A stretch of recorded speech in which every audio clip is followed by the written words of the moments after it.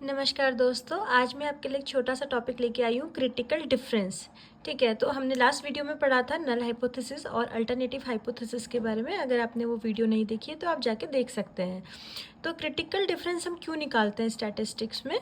जब हमारी null hypothesis reject हो जाती है। तो आज हम समझेंगे कि क्रिटिकल डिफरेंस निकालना क्यों ज़रूरी होता है या क्यों नल हाइपोथेसिस रिजेक्ट होने के बाद हम इसे निकालते हैं। तो देखिए, सबसे पहले नल हाइपोथेसिस मतलब अगर हमारे किसी भी दो वेरिएबल्स के बीच में या जो भी हम वेरिएबल ले रहे हैं स्टडी में, अगर उनमें डिफरेंस नहीं है तो हमारी नल हाइपोथेसिस एक्सेप्ट हो जाती है। लेकिन अगर ये उनके बीच में अगर डिफरेंस आ जाता है तो हमारी नल हाइपोथेसिस रिजेक्ट हो जाती है। तो हम एक एग्जांपल की हेल्प से समझेंगे। सपोज हम 10 वैरायटी टेस्ट कर रहे हैं फॉर द वेरिएशन। ठीक है, क्योंकि देखो, हम जब भी वैरायटी टेस्ट करते हैं तो हम उनमें वेरिएशन चेक करते हैं। तो अगर हमने 10 वैरायटी को वेरिएशन के लिए चेक करना है तो इस केस में हमारी नल हाइपोथेसिस बनेगी कि there is no significant difference among the varieties. जबकि जो हमारी अल्टरनेट हाइपोथेसिस बनेगी वो कहेगी कि yes, there is significant difference. क्योंकि हमें पता है जो अल्टरनेट हाइपोथेसिस होती है वो नल हाइपोथेसिस की अपोजिट होती है। ठीक है, तो अब ये समझिए, पहला केस जब हम एनोवा बनाते हैं तो आपने नोटिस किया होगा, उस केस में हम हमेशा क्या करते हैं, एफ वैल्यू कैलकुलेट करते हैं। तो अगर हमारी F value F tabulated value से क्या होती है, कम आती है, इसका मतलब जो होता है कि हमारा जो वेरिएशन था, जो वेरिएबल्स थे उनमें वेरिएशन नहीं है। तो ये उस केस में हमारी नल हाइपोथेसिस एक्सेप्ट हो जाएगी। लेकिन अगर हमारी जो एफ कैलकुलेटेड वैल्यू है ये एफ टेबुलेटेड वैल्यू से ज़्यादा आ गई तो उस केस में हमारी नल हाइपोथेसिस रिजेक्ट हो जाएगी और अल्टरनेटिव हाइपोथेसिस एक्सेप्ट हो जाएगी। ठीक है, तो इसका मतलब जो ये सेकंड केस है ये हमें बता रहा है कि there is presence of variation. तो यहाँ तक क्लियर है आपको? अब हम समझते हैं कि जैसे हमारा जो सेकंड वाला केस है जहाँ पे हमारी नल हाइपोथेसिस क्या हो गई है, रिजेक्ट हो गई है, उस केस में अब हमें क्रिटिकल डिफरेंस निकालना होता है। तो क्रिटिकल डिफरेंस क्या होता है और इसे निकालने की क्यों ज़रूरत है? देखो, जो ये सेकंड केस है ना, ये हमें सिर्फ ये बताता है कि जो ये 10 वैरायटी थी इनमें क्या है, सिग्निफिकेंट वेरिएशन प्रेजेंट है। लेकिन अब ये जो 10 वैरायटी है, देखो इनमें ये तो वेरिएशन आपस में कितना भी हो सकता है ना, हमें सिर्फ ये पता है कि इन 10 वैरायटी में वेरिएशन प्रेजेंट है। लेकिन हमें ये नहीं पता कि कौन सी वैरायटी किससे सबसे ज़्यादा वेरी करती है। हो सकता है जैसे ये देखो, 2 और 3 के बीच में 4 का डिफरेंस है, 5 के 6 के बीच में 8 का डिफरेंस है, ऐसे किसी के बीच में भी कितना भी डिफरेंस हो सकता है। लेकिन हम किस कैटेगरी को ये माने कि हाँ ये ही सिग्निफिकेंट डिफरेंस है, या इस डिफरेंस से ऊपर अगर डिफरेंस आता है तो ये हमारा क्या होंगी, वैरायटी आपस में सिग्निफिकेंटली डिफरेंट होंगी। तो इसके लिए हम निकालते हैं क्रिटिकल डिफरेंस, मतलब आपस में चेक करते हैं अब। ठीक है, अभी तक तो हमें सिर्फ ओवरऑल पता है ना कि हाँ इस वैरायटी में वेरिएशन है, लेकिन अब इन वैरायटी में आपस में कितना वेरिएशन है। तो क्रिटिकल डिफरेंस क्या होता है, it is the minimum difference which is required between any two treatments means to declare them significantly different at a given level of significance. कोई भी लेवल ऑफ सिग्निफिकेंस जो हमें दिया गया है, हो सकता है वो 1% हो सकता है वो 5% हो। जनरली फील्ड के केस में हम 5% लेवल ऑफ सिग्निफिकेंस पे देखते हैं।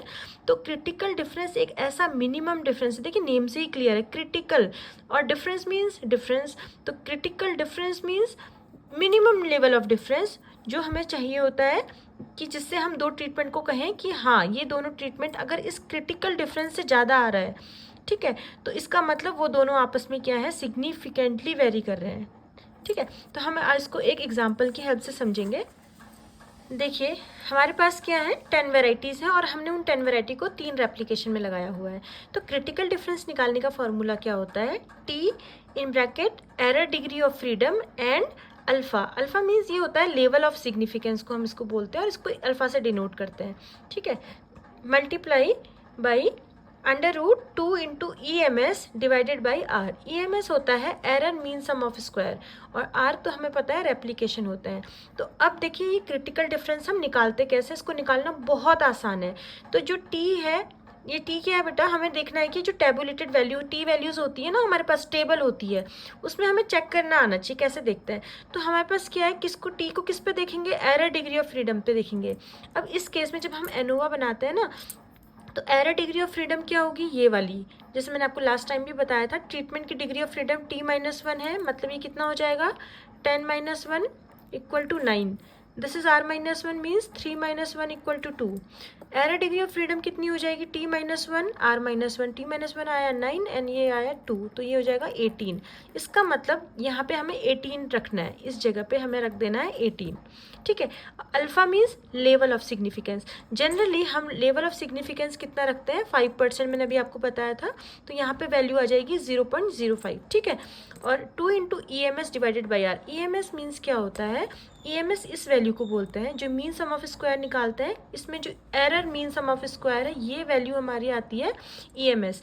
ये निकालते कैसे हैं, जो हमारा sum of square due to error होता है इसको डिवाइड कर देते हैं एरर डिग्री ऑफ फ्रीडम से, तो हमारा EMS निकल के आ जाता है, ठीक है। और यहाँ पे आपको नंबर ऑफ रेप्लिकेशन रख देना है। ये देखिए t हमने रखा 18, 0.05, तो हमारी जो टेबुलेटेड वैल्यू होती है अराउंड आती है 2.101 के, ये आपको टेबल वैल्यू से देखनी होती है।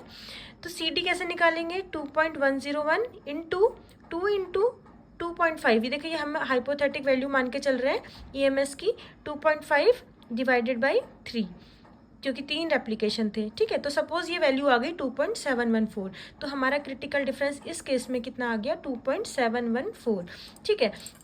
तो अब हम देखें कैसे वी वैरायटी का मीन चेक करते हैं। 2 वैरायटी हैं सपोज, ठीक है। सपोज हमारे पास 2 वैरायटी है, वैरायटी 1 का मीन है 25.6 और वैरायटी 2 का मीन है 22.1। सपोज ये हमारा डेटा से आया आंसर, ठीक है। तो इन दोनों का डिफरेंस कितना होगा, 3.5।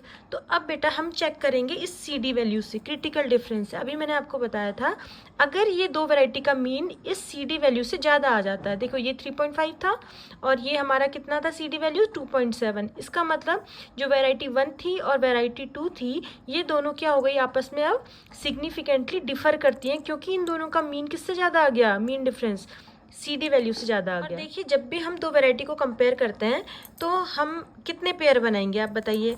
अब आपको वैरायटी को कंपेयर करना है ना, तो इसको फार्मूला होता है पेयर बनाने का, वो होता है n-1 डिवाइडेड बाई 2। मतलब हमारी वैरायटी है कितनी, 10-10-1 9 डिवाइडेड बाई 2, तो ये हो जाएगा हमारा कितना, 45। तो यानी कि हमारे 45 कॉम्बिनेशन बनेंगे पहले, क्योंकि आप 1 को 2 के साथ देखोगे, फिर 1 को 3 के साथ, 1 को 4 के साथ, इस तरह से 45 कॉम्बिनेशन बनेंगे। और 45 कॉम्बिनेशन को आप आपस में चेक करोगे कि किस में ज़्यादा डिफरेंस है और किस में कम डिफरेंस है, ठीक है। तो अभी हम लोग देखिए एक क्वेश्चन है छोटा सा, why we not compare means using the T test. देखिए यहाँ पे हमने एफ वैल्यू कैलकुलेट करी थी, तो और यहाँ पे हम टी वैल्यू से देख रहे हैं, तो ऐसा क्यों। एक्चुअल में क्या होता है, जो एफ वैल्यू देखी जाती है ना, एफ वैल्यू कैलकुलेट करी जाती है, ये तब करी जाती है जब हमें 2 से ज़्यादा मीन्स का डिफरेंस देखना होता है। और यहाँ पे हमें पता है हमारे पास कितने डिफरेंस है, 10 वैरायटी है हमारे पास, तो इसलिए हम एफ वैल्यू कैलकुलेट कर रहे हैं। अगर केवल हमें सिर्फ 2 का देखना होता ना, 2 वैरायटी का मीन चेक, तो हम टी वैल्यू देखते हैं, यहाँ पे टी वैल्यू कैलकुलेट करते।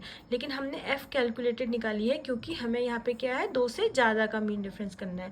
और दूसरा प्रॉब्लम यहाँ पे देखिए क्या आता है, अगर हम टी टेस्ट लगा देते हैं, ठीक है, मीन कंपेयर करने के लिए, तो यहाँ पे टाइप 1 एरर आ जाती, जो कि फॉल्स पॉजिटिव टाइप की होती है। तो हम नेक्स्ट वीडियो में या नेक्स्ट लेक्चर में समझेंगे कि टाइप 1 और टाइप 2 एरर्स क्या होती हैं, और छोटे छोटे इस तरह के वीडियोस मैं आपके लिए लेके आते रहूँगी। तो अगर आपको मेरी वीडियोस पसंद आई होंगी तो प्लीज़ चैनल सब्सक्राइब कर दीजिएगा और कमेंट्स कीजिएगा कि आपको किस टॉपिक पे वीडियो चाहिए, तो फिर मैं उसके अकॉर्डिंगली आपके लिए वीडियो लेके आती रहूँगी। Thank you.